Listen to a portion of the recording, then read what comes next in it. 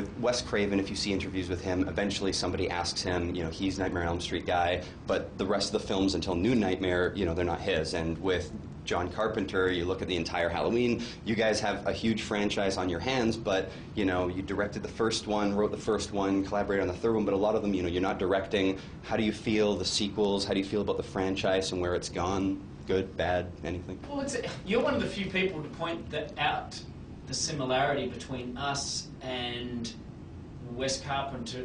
Wes Carpenter. I like that. It's a little amalgamation, you know. The master. The best of both worlds. Best of both worlds. Yeah.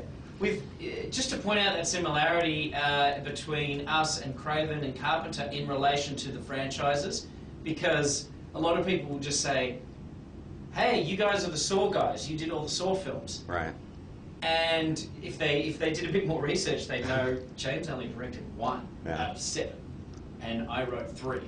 So they made 4 more after me. So we're not as involved in the entire franchise as people think.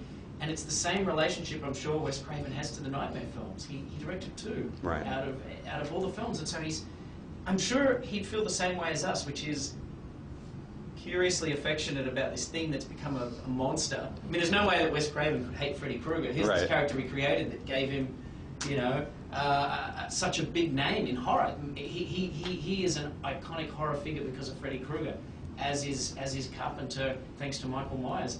So I think we kind of feel like that. We feel like detached from it in the sense that we don't have as much to do with it anymore, but also affectionate because we created Jigsaw and now he's the new Freddy, the new definitely. Michael Myers. Yeah. And James, would John Carpenter, they offer him H2O and he's like, God bless you, but no thanks, I'm not interested. Wes Craven was like, I got a new nightmare in me. If there was a possibility, would you want to come back and do another Saw, or do you sort of feel like you made your contribution and move on? Well, I mean, the Saw films are done for now, but I'm sure, you know, it's not going to be done forever. Right. If they do want to visit it, I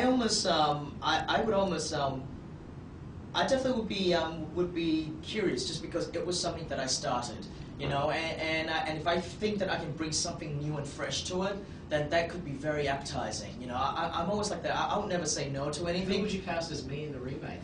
Jake Gyllenhaal, without a second thought. Zac Efron. Zac Efron, pretty good.